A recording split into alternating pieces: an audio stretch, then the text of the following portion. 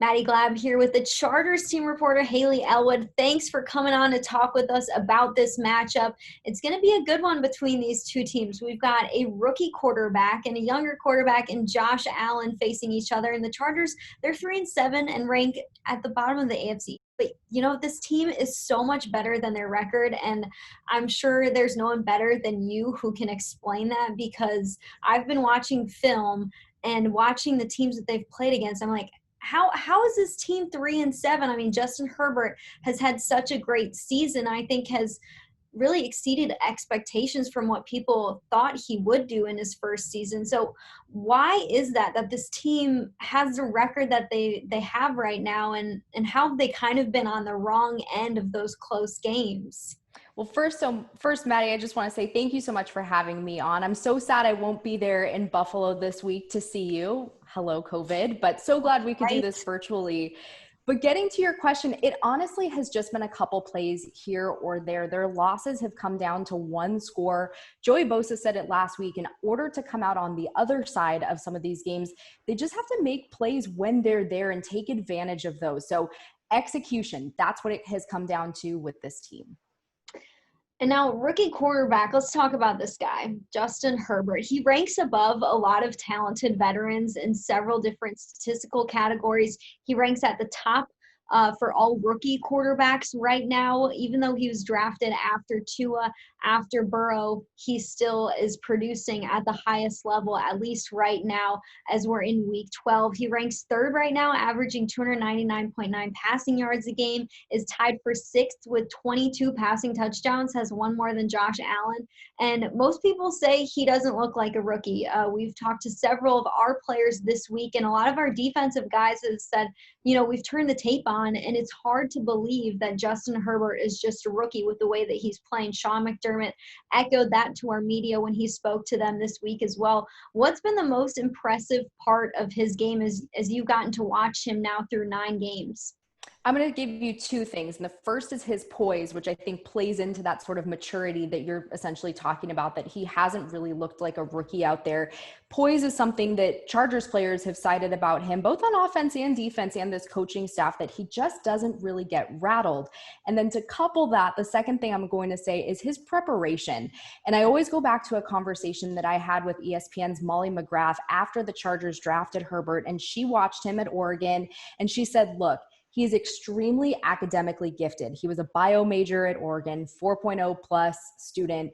But she said what he will do is he will take the study skills that he had used towards the textbook and apply those to the playbook. And one thing that Herbert said today, actually, when asked about his preparation, he cited former Oregon assistant coach, former offensive coordinator, Marcus Arroyo, that when Herbert was at Oregon, Arroyo essentially devised a game plan as to how to study. So basically, he said that he sort of broke down what Herbert would watch on different days, watching different segments of film on different days. And Herbert said he's now taken that into the NFL.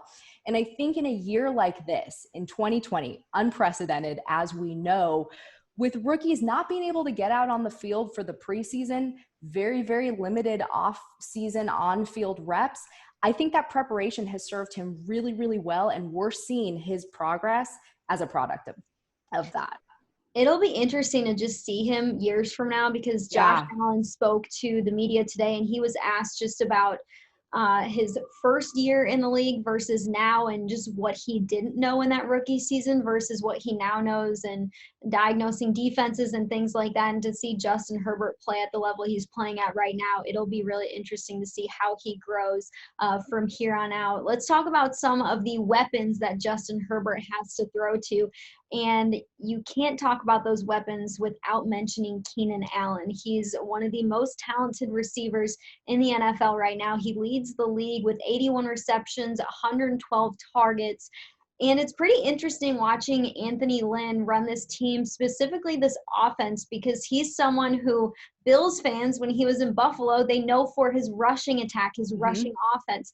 The Bills led the league in 2015 and 2016 when he was here as the running backs coach and offensive coordinator. This year, it's kind of flipped. You know, they're relying on Herbert's arm. They're relying on Keenan Allen, Hunter Henry. Right now, their passing offense ranks third. Their rushing offense is 10th. So how has Anthony Lynn kind of changed up the way this offense runs based on Justin Herbert and some of those weapons like Keenan Allen? Well, you mentioned it. As a former running back himself, he likes balance, and he definitely wants to run the football. And he said it last week. It was something that they didn't do well or really see against the New York Jets. But you mentioned Keenan Allen.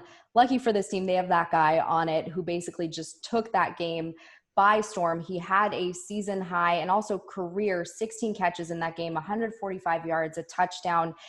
Basically, at this point, he and Herbert have such a great rapport together. And the one thing about Keenan Allen, I joined the Chargers a year after he was drafted. He faced so much adversity early on in his career with a litany of injuries. And he had told me in 2017, give me 16 games, just give me a full season, and I will prove to you that I can be the best in this league. He has taken his game to new heights. He's made 3 straight Pro Bowls.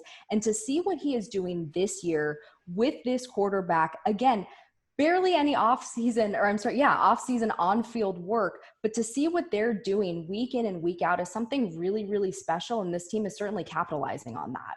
I think Bills fans feel very similar about Josh Allen's connection with Stephon Diggs. Yeah. When you have a player come in and doesn't even have a year under their belt, whether that's experience or whether that's just being in a new environment and on a new team, and to see some of these connections that have come of this COVID world, even though these guys didn't get an off season or anything like that, and to see the product that they're putting on the field is really impressive. I know at least I'm impressed every week with what Stephon Diggs and Josh Allen are able to do with each other. But let's flip over to the defensive side of the ball.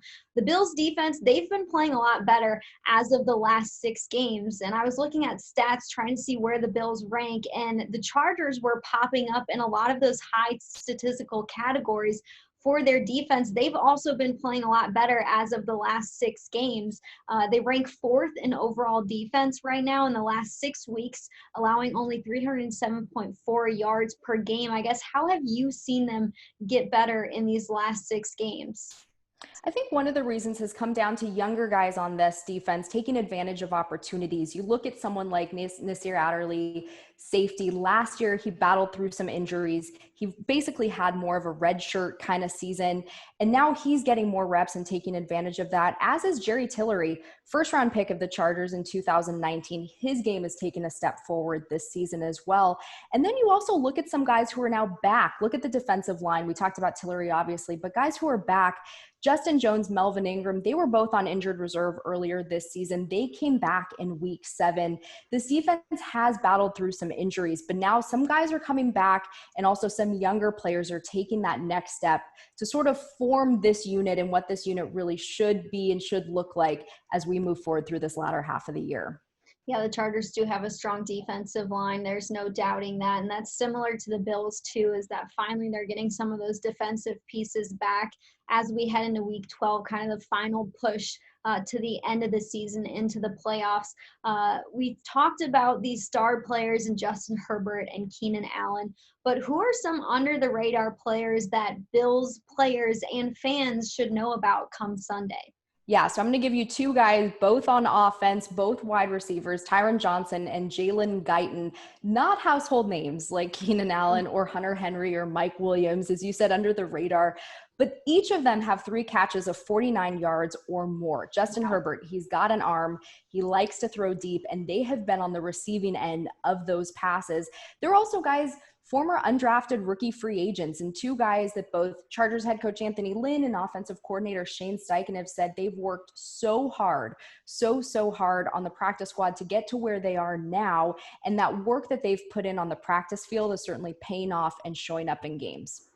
All right, well, I'll have to go tell our secondary about those 2 yeah, names. right. Because, we don't want to see any of those explosive plays for more than 40 yards on Sunday. Hayley, thanks so much for the time. I know you're thinking on the other end. I know exactly. I hope they pop those off against the Bills defense. We'll see how it happens on Sunday. Wish you guys could travel here. this year has been a bummer for a lot of us in that we don't get to see some of our friends on other teams. So good luck on Sunday. Good to talk to you. Great conversation. And thanks for letting us know a little bit more about the Chargers this season. Thanks, Maddy. Thanks for having me on. So glad we could do this.